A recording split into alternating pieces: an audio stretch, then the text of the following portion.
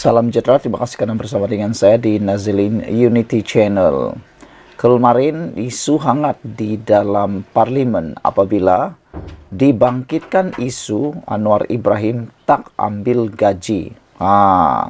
Ramai yang mempersoalkannya termasuk Tuan Ibrahim Tuan Man, timbalan Presiden PAS. Beliau kata mungkin Anwar malaikat tak makan gaji.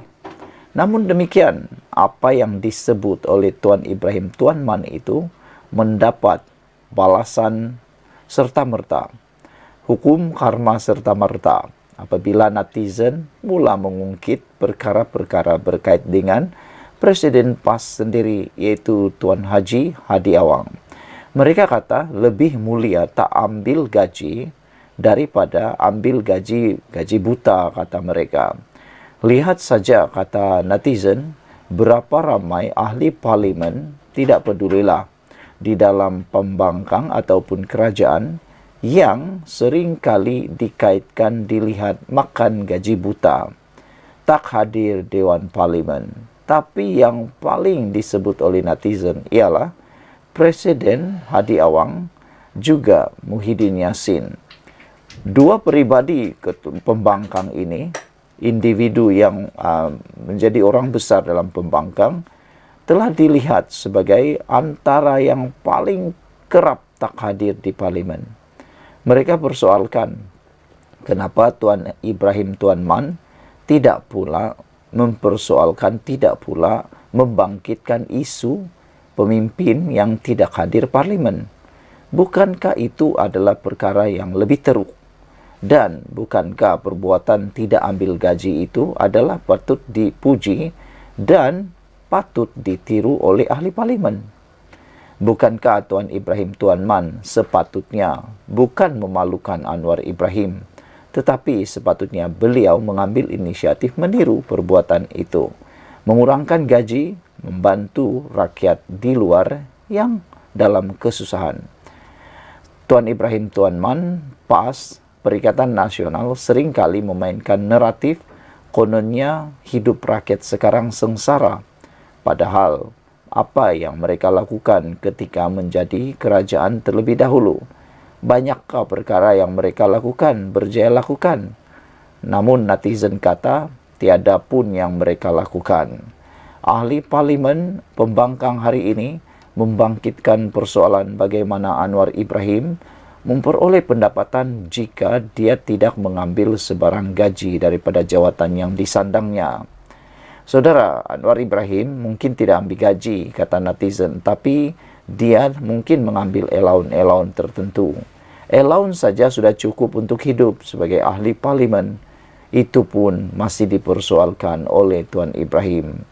Perkara itu pada awalnya dibangkitkan Tuan Ibrahim Tuan Man PN Kubang Krian, yang mencela ketika Ketua Pembangkang Hamzah Zainuddin membahaskan belanjawan 2025. Kata Tuan Ibrahim secara berseluruh, seorang Rasul pun diberikan peruntukan oleh Allah untuk rezekinya, dan keadaan Anwar dianggap lebih daripada Rasul. Saya rasa tambun Anwar tak boleh berselindung di sebalik kenyataan dia tak ambil gaji. Sebab kalau tengok dari segi data yang ada, Rasul pun ada peruntukan yang Allah bagi, kata beliau. Ini nampak lebih hebat daripada Rasul ni. Mungkin dia malaikat kut, dia tak makan gaji, kata Tuan Ibrahim Tuan Man. Atau mungkin dia transfer pindahkan saja, dia tak ambil secara fizikal tapi online. Katanya menyentuh mengenai isu gaji minimum. Justru timbalan Presiden PAS itu lagi berkata dia meminta pandangan Hamzah mengenai dakwaan Perdana Menteri atau anggota kerajaan tidak mengambil gaji. Mengulas pandangan Tuan Ibrahim, Hamzah berkata dia berpendapat langkah tidak mengambil gaji itu sesuatu yang baik, namun mengingatkan agar sikap yang sama perlu diberikan terhadap allowance yang diperuntukkan. Ia berbeza, gaji itu memang betul tak diambil, tapi allowance-nya bagaimana, kata Hamzah. Sebenarnya, kalau Anwar Ibrahim ambil allowance itu baik, kerana dia tidak ambil gaji, tapi ambil allowance cukuplah. Apa kata kalau Hamzah Zainuddin dan Tuan Ibrahim Tuan Man turut meniru apa yang dibuat oleh Anwar? Bukannya menyelar, bukannya mengejek, tapi patut tiru mana yang baik. Yang baik harus ditiru, yang buruk jangan ditiru. Tak hadir ke parlimen itu jahat, yang tak ambil gaji itu baik. Saudara-saudara sekalian, apa yang dikatakan di sini mendapat perhatian ramai termasuk netizen. Netizen menyelar perbuatan ahli-ahli politik yang begini. Kata Greg Kancil atas nama Islam menjadi teras perjuangan tapi memiliki nilai-nilai hasad dengki yang teramat sangat. Isu tak ambil gaji pun menjadikan mereka tersakitailah. Sangat sakit hati yang lama-lama menjadi busuk di dalam sampai bila-bila. E1976 dalam ruangan Malaysia kini kata, syukurlah kamu jadi pembangkang yang tiada nilai tambah.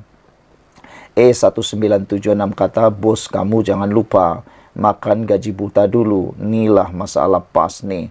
Otak selalu negatif, kata beliau. Bilalah kamu orang ni berfikiran positif, orang yang di kampung lebih baik daripada kamu, penuh sopan santun, kata E1976. JBK 046 kata, Ibrahim, awak ni hanya layak jawatan ketua kampung. Datuk Seri Anwar Ibrahim kata, banyak yang diberi oleh kerajaan percuma kepada seorang Perdana Menteri. Tambahan lagi, allowance sebagai ahli parlimen pun dah cukup. Bukan seperti kamu, tak kecukupan, tak bersyukur. Sepatah bercakap tak lepas dari menyebut Allah, agama dan Rasul konon-konon. Sepintas kita dengar kuat sangat berpegang agama dan hukum Allah. Tetapi di dalam hati penuh dengan perkara yang tersembunyi, penuh dengan tahi-tahi yang memalukan, kata beliau. Dok Jitra kata, yang cakap tu sebenarnya king sakau dan salah guna kuasa. Gaji allowance dan pension pun mereka rasa masih tak cukup. Sakau lagi duit rakyat, tak cukup sakau sendiri, anak bini join sekali, katanya. Inilah yang membuatkan bankruptnya negara. Hutang berbilion, mereka lapukan, Madani to clear. Jail saya, kata beliau. Pastinya ada cara yang lebih baik. Black Panther kata, waktu nak bahaskan belanjawan, dia pula mempertikai isu remeh-temeh ini. Kualiti ahli parlimen PN langsung tak boleh pakai, katanya lagi. EKJ kata, busuk hati punya orang. Red Parrot 2782 kata, PM tak ada baru berani cakap. Apa yang peliknya jika Datuk Seri Anwar Ibrahim tak ambil gaji Perdana Menteri? Dia ada allowance lain. Dan kenapa pula suruh Perdana Menteri 10 tak ambil lain-lain allowance? What's your point? He reject PM salary is good sign that he want to tell everyone that he willing to sacrifice himself in the interest of rakyat. Kawak kata, ini pun nak kait dengan agama. Tuan Ibrahim terlampau bongkak. Bongkak itu baikkah dari sisi agama? Semua munafik belaka. Sekian dulu untuk kali ini. Jangan lupa tinggalkan komen anda, tekan butang subscribe. Bye-bye. Salam sejahtera. Terima kasih kerana bersama dengan saya di Nazilin Unity Channel. Sekali lagi, Wan Faisal cuba membela diri beliau apabila beliau telah digantung parlimen selama 6 bulan. Biasalah, sudah kena denda baru terasa disalahi atau dizalimi. Biasalah, sudah melakukan kesalahan, jadi pula playing victim pula. Dirinya dijadikan pula seperti orang yang dizalimi. Play victim lah, jadi mangsa. Padahal tindakan Wan Faisal membawa surat layang ke Dewan Parlimen dengan menyebut nama-nama orang di dalam Dewan Parlimen adalah tindakan yang tidak bertanggungjawab. Kalau beliau kata beliau dizalimi, bagaimana pula orang yang dia sebut nama dalam Dewan Parlimen itu? Bukankah beliau turut menzalimi mereka? Lebih malang lagi, orang yang dizalimi, orang yang disebut nama di Dewan itu, langsung tidak boleh mempertahankan diri mereka. Bagaimana pula dengan hal itu? Wan Faisal seolah-olah kini memainkan peranan sebagai juru cakap luar Dewan pula. Dalam Dewan dah digantung. Di luar Dewan pula, dia mulakan naratif seakan-akan dia menjadi mangsa.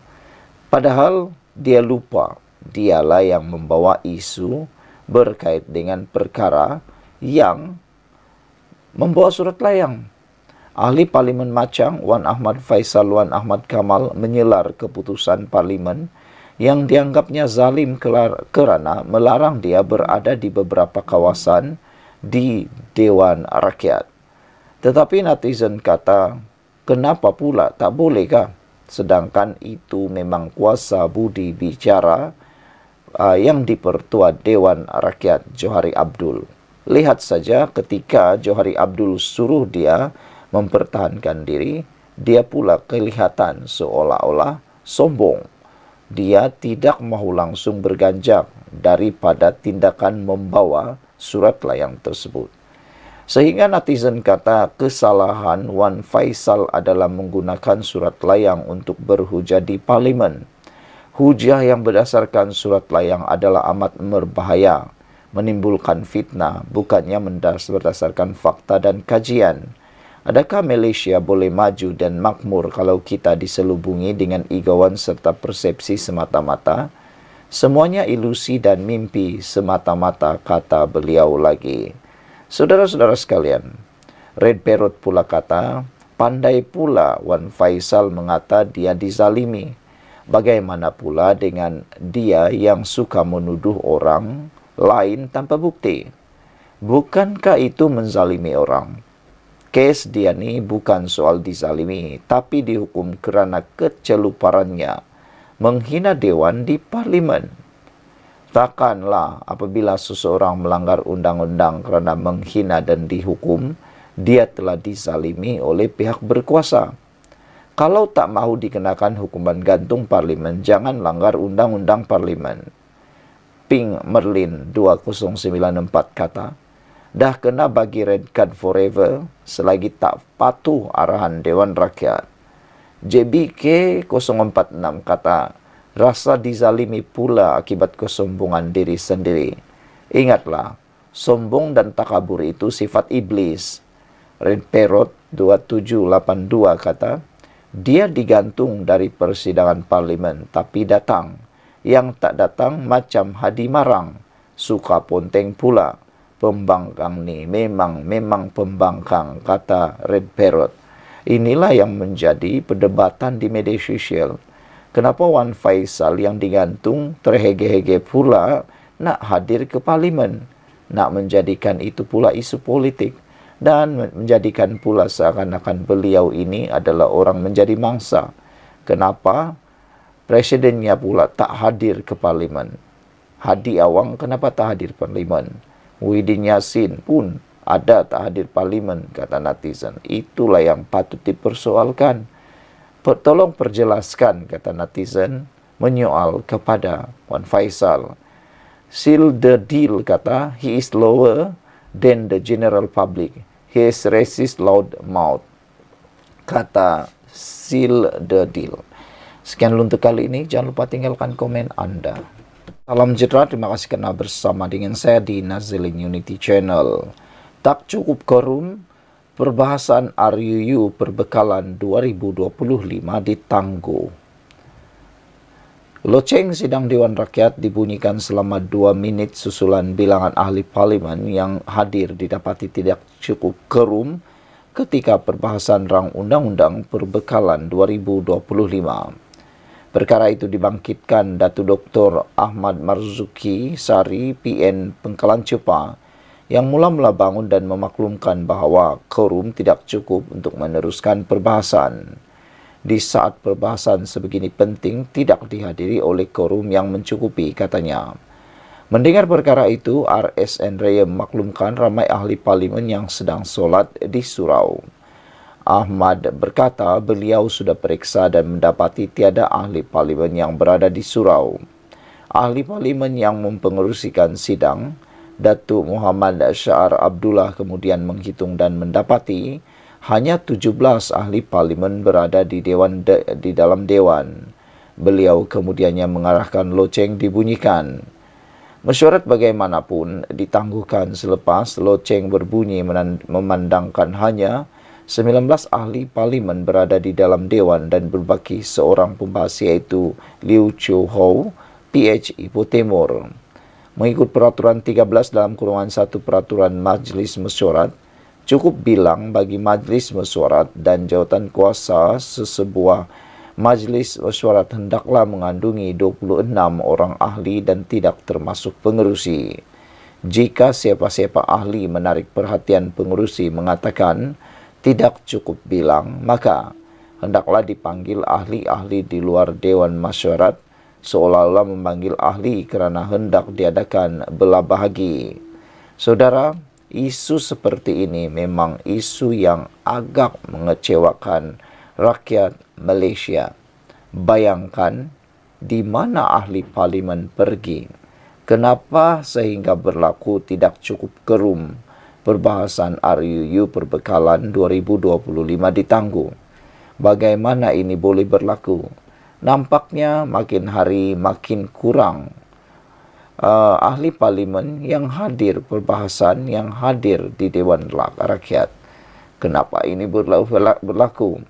Adakah perkara yang lebih penting daripada perbahasan sehingga mereka tidak hadir? Rakyat di luar ini sebenarnya mengharapkan supaya suara rakyat dibawa ke dalam Dewan, bukan dibawa di dalam majlis-majlis mesyuarat di luar Dewan, bukan dibawa di majlis-majlis kenduri di luar Dewan, bukan dibawa ke majlis-majlis makan malam di luar Dewan, perasmian-perasmian di luar Dewan. Itulah yang membuatkan ahli-ahli parlimen menjadi sibuk. Mereka sibuk dengan perkara-perkara yang bukan kerja hakiki mereka. Netizen memang sangat kecewa. Bayangkan sajalah, dalam beratus ahli parlimen, hanya 19 orang yang ada hadir dalam mesyuarat ini. Bayangkan saudara-saudara sekalian, apakah perlu terus begini atau wujudkan undang-undang baru bagi menghukum ahli parlimen yang tegar nak hadir dalam persidangan ini, dalam mesyuarat ini. Kita harapkan undang-undang potong gaji, jangan bayar gaji kalau tidak hadir. Sekian untuk kali ini, kita jumpa lagi. Tinggalkan komen kamu. Salam sejahtera, terima kasih kerana bersama dengan saya di Nazilin Unity Channel. Berita malang untuk Najib, kata netizen, apabila isu ini mula tular. Kemarin apabila Menteri KDN menyatakan ada 20,000 pesalah yang mungkin akan dapat tahanan rumah. Netizen mula membayangkan bagaimana jika salah seorang daripada mereka itu ialah Najib mendapat tahanan rumah.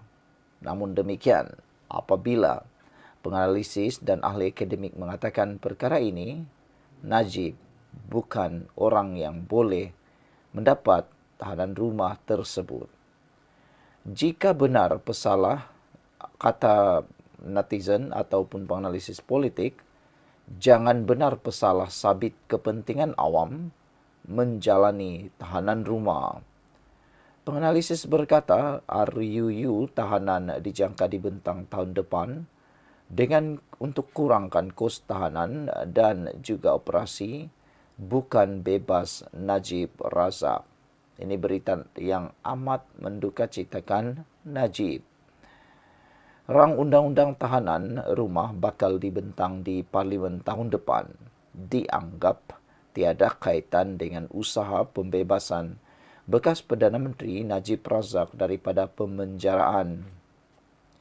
Penganalisis politik Muhammad Taufik Yaakob dari Universiti Malaya berkata, penggubalan akta baharu itu condong usaha kerajaan mengurangkan kos perbelanjaan tahanan dan operasi penjara. Mustahil satu RUU baru digubal semata-mata nak bebaskan Najib, katanya. Takkan memperjudikan tahanan lain untuk hanya seorang sahaja. Kalau kerajaan atau UMNO nak bebaskan Najib, sudah semestinya telah dilakukan menerusi pembuktian titah addendum yang dikatakan wujud. Tapi sehingga sekarang masih lagi tiada disahkan oleh mana-mana pihak, katanya kepada FMT. Sementara itu, pakar undang-undang Muzaffar Shah Malou dari Universiti Sains Islam Malaysia berkata, kerajaan perlu menjalankan kajian mendalam supaya tiada isyarat salah mengenai komitmen kerajaan membenteras jenayah. Menurutnya, kerajaan perlu mengenal pasti banduan dibenarkan memohon tahanan rumah tidak disabit jenayah berat melibatkan kepentingan awam dan negara. Kes-kes melibatkan jenayah berat seperti bunuh, keganasan, jenayah seksual, rasuah, pecah amanah dan salah guna kuasa tidak patut diberikan tahanan rumah. Tahanan rumah ini sepatutnya diberikan kepada kes kurang berat serta tidak melibatkan kepentingan awam dan negara sahaja, katanya. Dalam pada itu, pakar perlembagaan Wan Ahmad Fauzi, Wan Hussein dari Institut Antarabangsa Pemikiran Islam dan Tamadun, Universiti Islam Antarabangsa Malaysia berkata, hukuman perlu mengandungi aspek pemulihan akhlak seperti bimbingan dan syarat tertentu agar tujuan dan falsafah sesuatu hukuman itu kekal. Tegasnya, RUU itu perlu mengandungi syarat ketat agar tidak dilihat sebagai satu keistimewaan. Beliau berkata tahanan rumah tidak boleh disempitkan, malah diperluaskan takrifannya di pusat pemulihan akhlak, pusat bimbingan agama dan pusat latihan. Tahanan itu mestilah mempunyai aspek kawalan mencukupi dan tidak disempitkan tempat tahanan hanya di rumah, katanya. Beberapa pihak termasuk ahli Parlimen Pasir Gudang, Hassan Abdul Karim turut mempersoal sama ada langkah itu persiapan awal bagi membina persetujuan awam meminda undang-undang untuk meringankan hukuman bagi golongan elit tertentu. April lalu timbul pendedahan terdapat titah tambahan dalam pengampunan diraja bagi membolehkan Najib menjalani baki hukuman penjara 6 tahun di bawah tahanan rumah. Sekian untuk kali ini. Jangan lupa tinggalkan komen Anda. Salam sejahtera, terima kasih karena bersama dengan saya di Nazilin Unity Channel. Apabila Anwar Ibrahim mengumumkan penyasaran subsidi diesel bersasar, menghentikan subsidi tersebut tetapi mengalihkannya kepada perkara yang lain, ramai orang yang marah. Ramai orang mengutuk, ramai orang yang tak suka. Yang paling panas sekali ialah betapa pembangkang menggunakan isu itu, menunggang isu tersebut. Tetapi akhirnya, apa yang dikatakan oleh Anwar Ibrahim, bahkan para penganalisis ekonomi mengatakan bahwa perkara itu sebenarnya membawa kebaikan kepada negara Malaysia. Khususnya mengurangkan risiko penyeludupan minyak di sempadan. Hal ini kerana negara-negara yang berhampiran berjiran dengan negara Malaysia mempunyai harga minyak diesel yang sangat mahal berbanding dengan negara Malaysia. Itu sebabnya mereka selalu mencuri minyak yang ada di Malaysia. Bahkan mereka membawa tongkang, membawa kapal besar, membawa lori besar, kereta-kereta besar untuk menyeludup minyak kita di Malaysia. Itulah yang dikatakan oleh Anwar Ibrahim, merugikan negara ini. Kerana semua orang pun boleh dapat subsidi tersebut. Bukankah lebih baik subsidi tersebut diedar kepada rakyat yang memerlukan? Saudara, hari ini terbukti apa yang dikatakan oleh Anwar Ibrahim benar. Apabila ramai yang terkejut apabila tahu gerai di Sungai Golok jual petrol seludup dari Malaysia macam jual air balang. Bayangkan saudara-saudara, minyak diesel dan minyak petrol yang ada di Malaysia ini diseludup macam jual air balang. Di mana berlaku? Di Sungai Golok. Sungai Golok di mana? Negerinya Anda tahu di mana.